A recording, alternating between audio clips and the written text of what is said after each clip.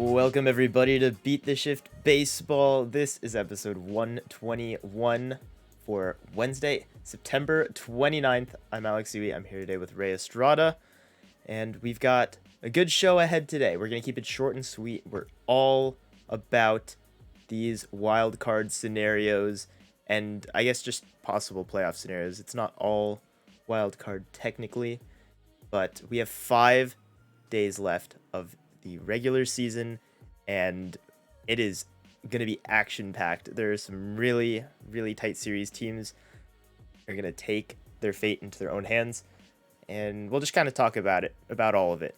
That's the plan. Like I said, we'll keep it short and sweet. Before we do, I just want to remind you guys, you should follow us at BeatTheShiftBP on Twitter, Facebook, and Instagram, because that's the best place to get in touch with us. We want to hear what you have to say about all of this MLB craziness leading into the playoffs. So, once again, at BeatTheShiftBP.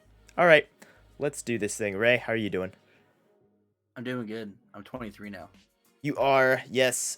I should say happy birthday to you because it is a great occasion. We had some fun. We celebrated. Yeah. We celebrated 23 pretty well, I would say. But yeah, I don't know. Now you're just 23, and there's nothing really more to it than that, right? Yeah, that's pretty much it. It's just another year. All right. Where to start? There's a couple different places we could start. The AL wild card is the main event of these final 5 days, mainly because there are quite a few scenarios that could play out for ties, and we love our chaotic end of season ties, which then leads us to dig deeper into the rules, I guess, and understanding, okay, what happens if 3 of these teams or 4 of these teams or however many end up tying.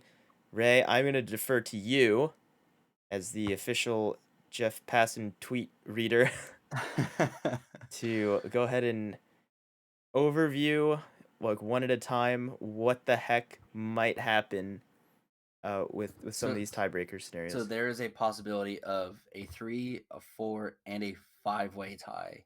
Jeff Passan outlined the 3 and the 4. We discovered before we were starting that there could be a 5-way tie. So it took it some hits tonight based off of the results, but this earlier today from Jeff Passan that if the Blue Jays take 2 or 3 from the Yankees, which they've already lost one game, and sweep the Orioles, the Yankees take 2 or 3 from the Rays over the weekend. And the Red Sox went 4 of 6 against Baltimore and Washington. They've already lost one of those 6. There will be a 3-way tie at 92 and 70. So how this works with 3 teams tied for the AL wild card, you need it's 3 teams for 2 spots. So the tiebreak is from Jeff Passan. The tiebreak goes like this: Club A hosts Club B in the first game, and the winner gets the first AL wild card spot hosting the game. The loser then travels to Club C for the second game, and the winner gets the second AL wild card spot. So this is a very weird rule. So because the Red Sox won their season series against both teams, they get the first tiebreaker pick, and Toronto beat the Yankees, so they get the second pick. So that means that Boston could be whatever team it is in that scenario. And like he said, presumably they would be Club A, which gets a home game and 2 attempts at making the wild card game. So and Toronto, we do have opponent picking in yes, MLB rule structure. It exists now. there's no ESPN special, I don't believe, forthcoming if this happens. No. But so like they pick the slot they're in, not necessarily the opponent that they're playing. So Toronto has the second pick. So Toronto, it's actually, I mean, according to Passan's, pretty interesting choice. Like they could be Club B, which makes sense because you have 2 games to get it. But that would be 2 road games to try and get it done. Or they could be Club C and host the loser who has already played an extra game 163. So that is interesting if we get to that. It's not like A is better than B is better than C. Not at all. No, it's not ranked necessarily. It's like um, Boston is going to choose A. They're going to want to have a home game to start, and then an extra shot at winning if they do lose. But for like Well, say I think if you A and B are the better ones. I guess they yes, are in order because you really want but two yeah, shots at getting a wild card yeah, slot. Okay, that was stupid of me. Sorry, continue. but there's an interesting scenario where like Toronto might not want to travel to Fenway and then have to come off a loss and travel to Yankee Stadium in a do or die game. Yeah, They but might want to. then they want to give themselves two Yes, yeah, chances that's the rather than logical one. choice. Yeah. But we're here for chaos, okay?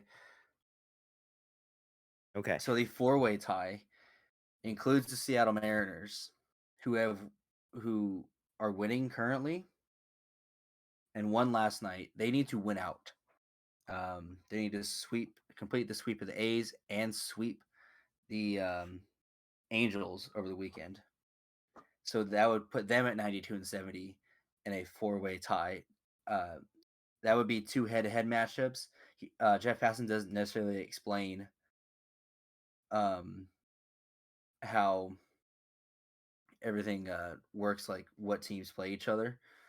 It might just be seeded by like season series against each other. So I guess the less chaotic in terms of like how many games are going to be played. Like teams aren't going to play multiple games to make the wild card, but Hmm. that is still interesting. And I don't know if this is a five-way tie that he's talking about that we discovered, but he said the five-way tie on Reddit, which I assume included the A's, Yeah, I don't I believe. because this was yesterday as well, so Yeah, one yeah. whole day of separation. I assume that included the A's. Mhm. He said the five-way tie on Reddit is stupid and it won't happen. He doesn't necessarily fully go into.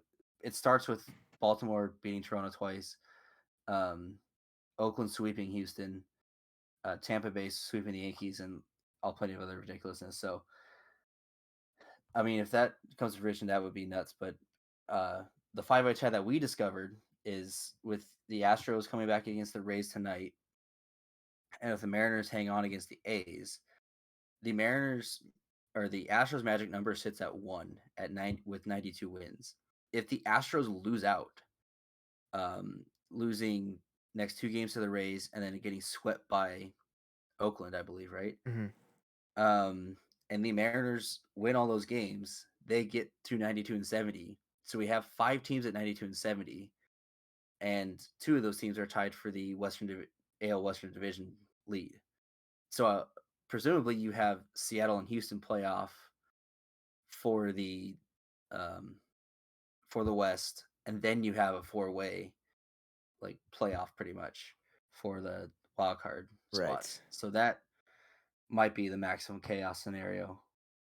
Oh, Uh, it that definitely is is. that is more likely to happen than probably the true maximum chaos scenario of the A's, Mariners, Blue Jays, Yankees, and Red Sox all being tied. Yeah. I I mean it can happen. The thing is, I'm going to tell you the actual playoff scenario.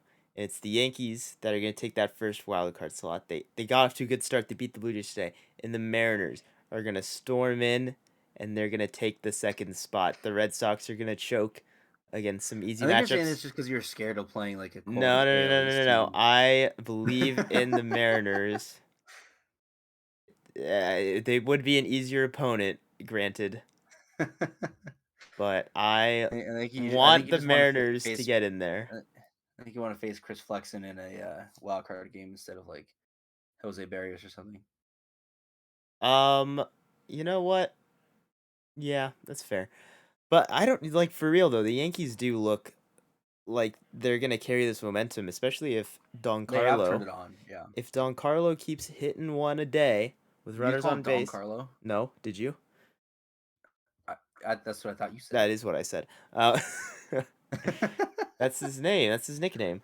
Especially when he's hitting like this, and there's there's not a whole lot that the Blue Jays I think can do about him if he continues to be a problem.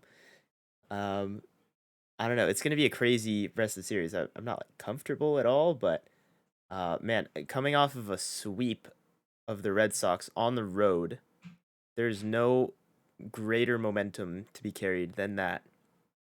And Stanton, as I alluded to, homered in each of those games, had 10 RBIs in the series, and they're all huge clutch home runs when they needed him most. So what So you're saying is that playoff Stanton is peaking early. playoff Stanton is here early this year, and I I said peaking early. he's here. He's arrived, and we'll see how long he stays. Hopefully for all time and eternity. But it's also possible. That is his contract, to be fair. So Yeah. Yeah, I think it specifically states on there for all time and eternity. That exact nomenclature. So, yeah, I think, it's huge for the Yankees. You talk about the keys to their success last year, and that's something that will be interesting looking ahead to this year with teams like, yes, the Red Sox and the Blue Jays, which they really don't have like repeated keys to success, right? This is going to be a very fresh looking team for both of these rosters going in. Like you don't know what you're going to get. But with these other teams, like the Rays or the Astros or the White Sox, even the White Sox are also looking much beefier than last year. But we're gonna have to look at how different those rosters are and what the keys to their success because they're going to be different than last year, even though they made it very far, did very well in the playoffs without, taking it all the way, of course. And they have to find a new set of guys potentially. Like I don't know if Randy Rosarena is just that guy in October. their entire playoff rotation is either not active or not on the team. Mm-hmm. Right, exactly. There's that too. The Astros side is really like also in their starting pitching. You know that lineup's really good. They have all the guys that are there every year in the playoffs. But then the starting pitching side, I don't even know if Zach Greinke's health is going to allow him to contribute, and even when he does, he's not quite as effective as he once was. And then you're running out other lesser known commodities like Urquidy, Luis Garcia, and I'm forgetting. Oh, Framber Valdez. Framber Valdez. So not bad options at all, but it's gonna be a little different for them than in years past. Oh, they Yeah, kind of rode Framber Valdez and Urquidy last year, didn't they? dude, I like. Okay, yeah, last year was. It really is just their offense that just carries that team, and they get just enough out of their pitching staff. It's gonna be interesting. Once it's all said and done, then you really have to shift gears to look at okay, who looks good, who looks poised to perform when they need it most. And a lot of times it does tend to be those teams that are fighting for their lives at the end of the season and playing on the biggest, really the biggest stage before the biggest stage, because the stakes are exactly the same. Your season's done if you lose on any given night, and that's where we are. We can point to well, I don't know. We'll finish off the discussion on the American League too, before moving to the National League. I guess I'll just ask you first between the Yankees, the Red Sox, the Blue Jays, the Mariners. The A's really are not in it any longer, I Yeah, believe. the Mariners just beat the A's. It is So, final. The score is final. Okay, yeah. yep. Between those four teams, which one do you think stands the best chance against the rest of the American League division leaders? I mean, it has to be the Yankees. Just the way they're built and the way their season has gone has been just like incredible hot streaks and incredible cold streaks. They're a team that has probably the most talent out of those four teams. Although the Blue Jays have, I guess Ryu just went down, but some decent starting pitching depth and quality lineup as well. But the Yankees, that lineup is unreal, and but who knows? They hate playing in Tampa, so Yeah, we'll see there's how that that too. that might go in an LDS.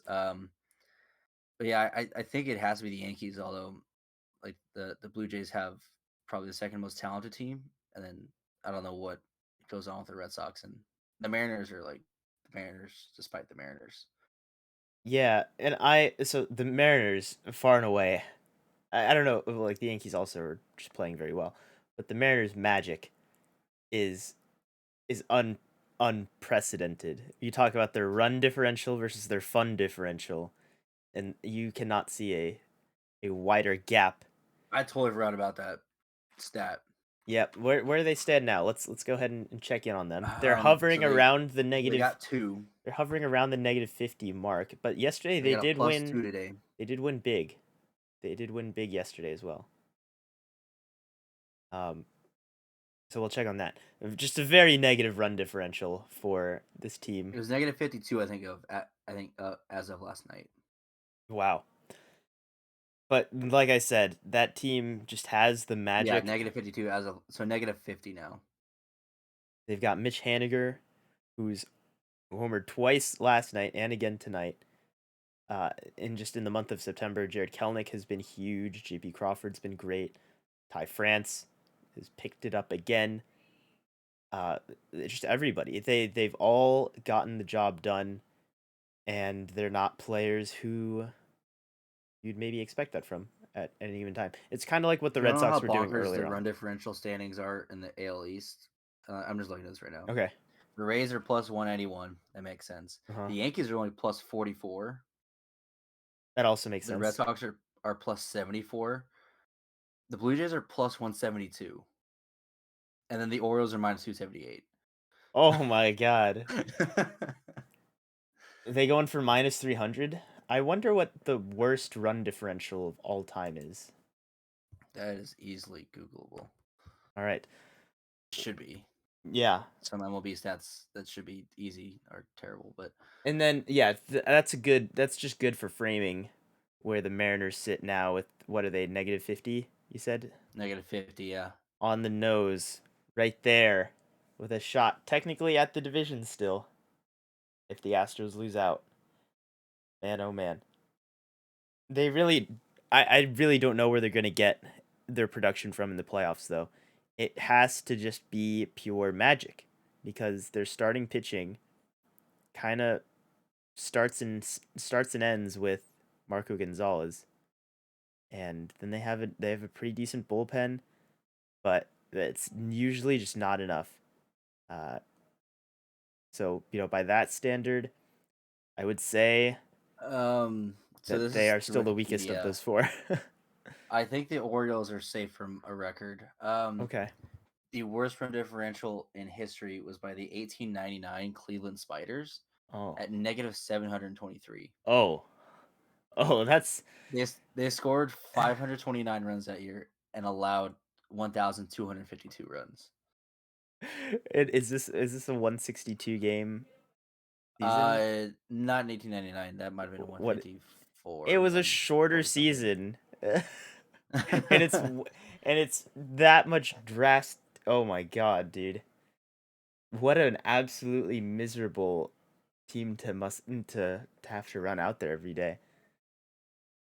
I wonder if they had days where they just had like 5 or 6 guys show up because they were just so sick and tired of getting the crap beat out of them that they just like lob the ball up there and score your 25 runs and get out of here.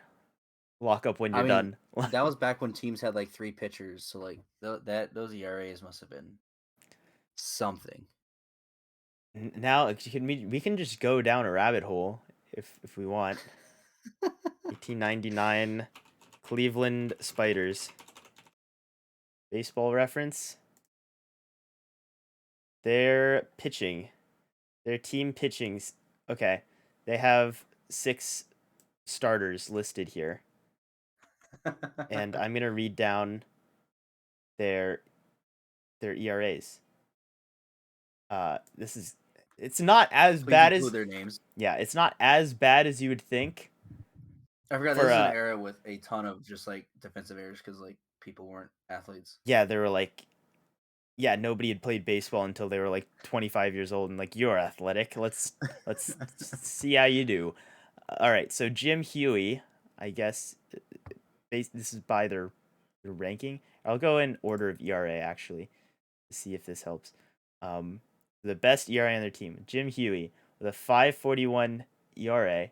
He had 30 losses on the season. His record was 4-30 in 36 and 34 games started That's and not great. 283 innings. Hey, all decisions, so he's putting up innings. That's true. That's true. And the all right, the second most or the second best ERA, I guess, is Charlie Nepper. It's probably a silent K. Charlie Nepper with a 5.78 ERA. All right, we're not so bad yet. And in 219 innings, 219 and 2/3 innings, only lost 22 games to 4 wins. A little bit better. And yeah, that was him. And then Crazy Schmidt, that's his name, Crazy. There we go. There's an 1899 name. Crazy Schmidt put up a 5.86 ERA, only 138 and a third innings, and 17 losses to boot, the 2 wins. So we're getting up there, and then we're gonna have a little bit of a jump here to Willie Sudoff, who also not a high innings total guy. There's not a whole lot left in that department. 86 in the third, but at a 6.98 ERA, and that's pretty nice. Frank Bates had 153 innings pitched and a 7.24 ERA, and he went 1-18. So this must have just been an absolutely miserable season for this So don't entire feel lot. too bad, Orioles fans.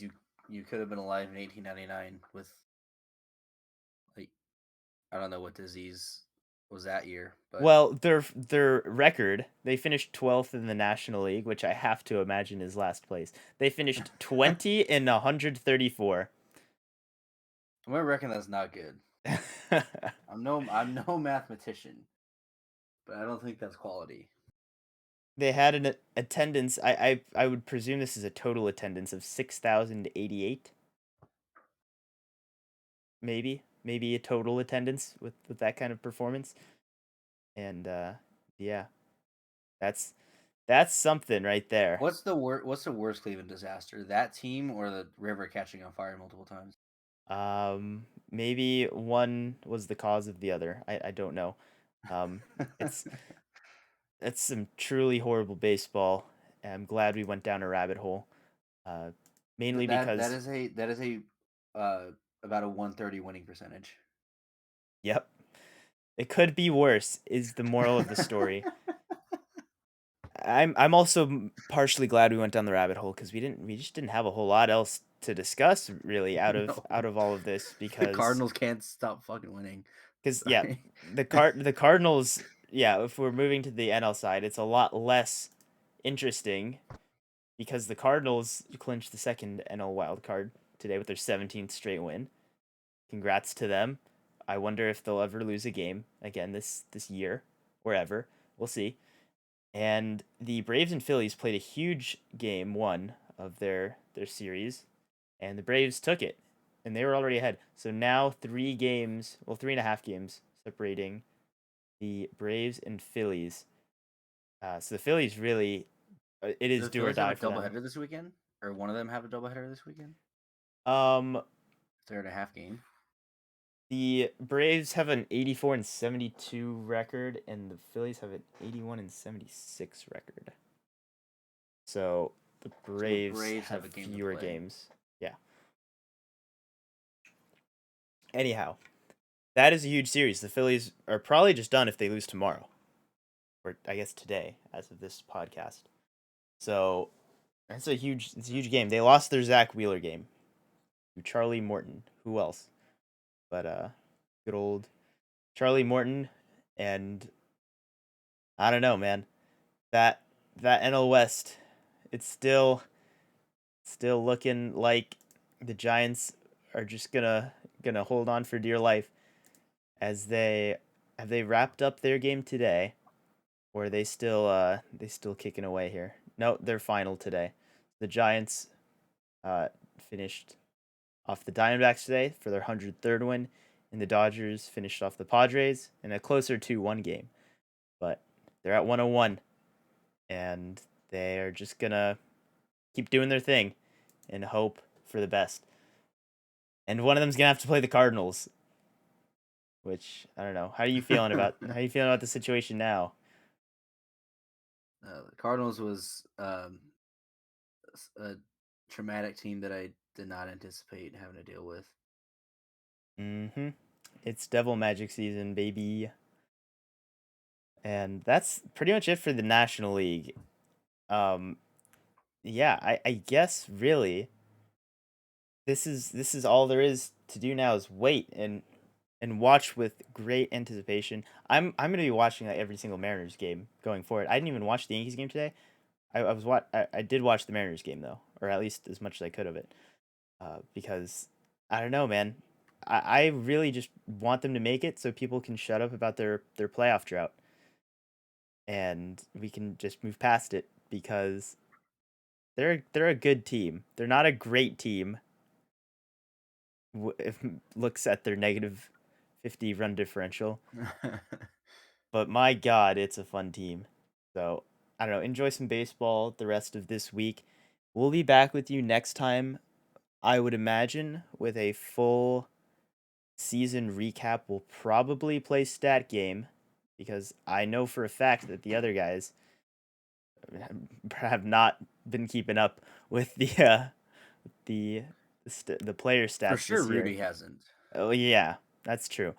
We're calling them out. They don't even know. They're not gonna hear this, but we're probably gonna play stat game to wrap up our season. We'll look back at Postseason our picks. at our postseason picks, and I guess all our predictions are regular season predictions. So we'll look back at the bold predictions and everything else, and we'll have a nice recap with the whole gang. Hopefully next time we see ya. And yeah, this is the time of year where if your team's in it, you watch with anticipation, you bite your nails until they're gone, and you just hope for the best. There's nothing more you can do. And if you don't have a team in there, well, you just kick back and enjoy some baseball. It's all a lot of fun. So, yeah, that is going to do it for us today, though. Anything else? Oh, Joe West is retiring. We can celebrate that. Yeah, let's go. It's about freaking time, man.